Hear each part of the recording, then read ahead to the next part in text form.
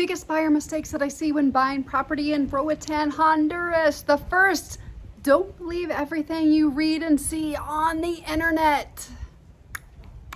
Maybe myself not included, but still.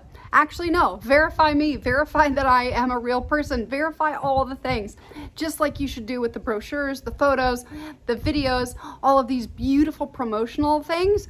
A property can look absolutely amazing and, well, online, and then when you get there, you're like, oh, it looked like that 30 years ago, which actually might be a good thing for Roatan, Honduras, but make sure you do not believe everything that you see on the internet.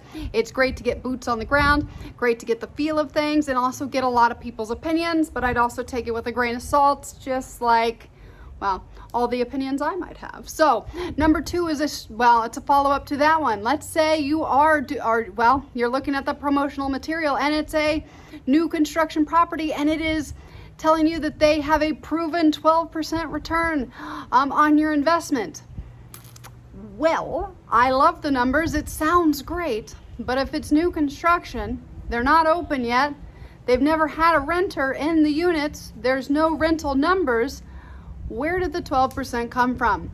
Not saying it's not going to be real in 2025, 2026, 2032, whenever it's open. It just means that, well, it's theoretical, and I wouldn't base your entire investment off some theoretical numbers unless, well, you are a accredited investor and you do know what you are doing. But I see a lot of numbers thrown around here. I see that 10%, everybody wants 10% ROI. That's great, I want 10% ROI too. But you want to do a little bit more digging and not just take the big face numbers or the really pretty pamphlets that they give you saying, oh, you're going to get this return, this return, this return, this return. I've seen really great returns and, well, they always look good. Sometimes, just sometimes, they are kind of real, but they're the gross number, not the net.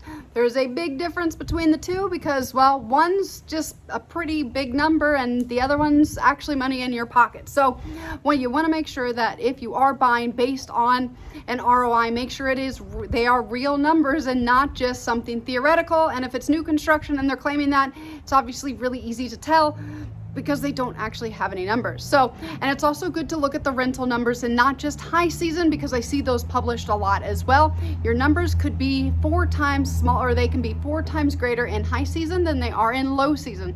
So you wanna make sure you get those low season numbers, because those really pretty numbers from December through April, those are great. I love those numbers. That's when we make money on this island. Does not mean, well, you also have to counter where we are right now, October, November.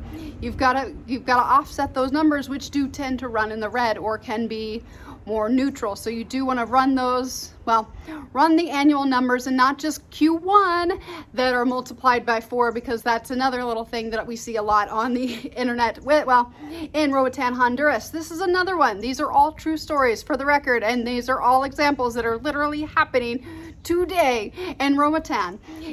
Well, it's nice to see the island, make sure that you like the island.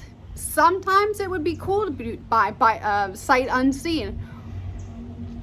I also get to list those properties right after, which is wonderful for my business, but it costs a lot of money to buy and sell a property anywhere in the world, and it would be, well, I know the flights can be expensive, but it could save you a lot of hassle if you just make sure you come down and you genuinely like the island before you buy.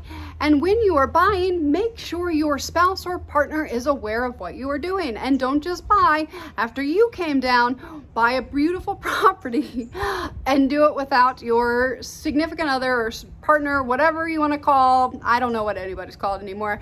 It's really confusing. And I'm laughing at this one because it's not funny, but this is one of the biggest reasons why, well, I've gotten more than one listing because one of the spouses was just like, yeah, they bought this, didn't tell me about it, came to Roatan for the first time. You know, sometimes it's great, sometimes it's not, and it's really not a funny situation. Buying property is a very large purchase, especially if you are coming from another country. So buying an investment property or property in another country and not talking to your spouse or your partner. I don't know, it happens. But you know, we do get the thrill of Roatan, and there are so many, well, it is exciting to buy in Roatan. It's exciting to live on this island, to embrace the culture and all the things. And so these are some just funny things that I think, and I get it in hindsight, and I get to see all of the different dynamics. And I've also, if you've watched these videos for a long time, I've made a ton of mistakes.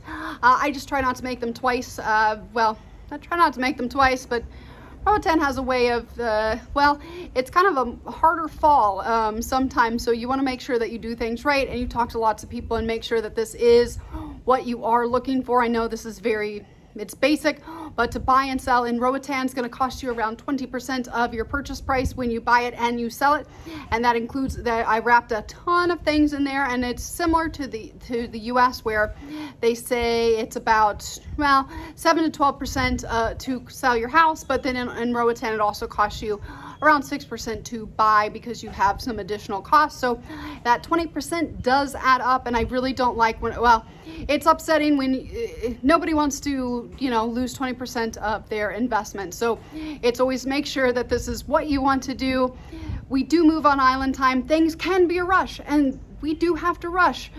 Usually, well, anyway, I digress on that one. So make sure you avoid the most common pitfalls. And I know they seem very simple and easy, but we get excited and all the brochures, and then we come down and we're in vacation mode and everything's beautiful, and it is.